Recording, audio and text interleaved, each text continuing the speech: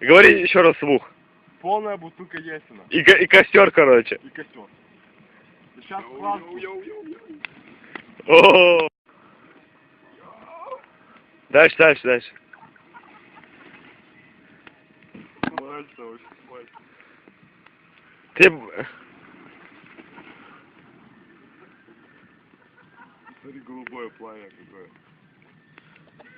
А ты тоже хочешь? Да, я тоже хочу. Кто возвращайте меня? Последней капли. Извиняюсь, бля. Я, короче, последней капли. Погоди. Давай.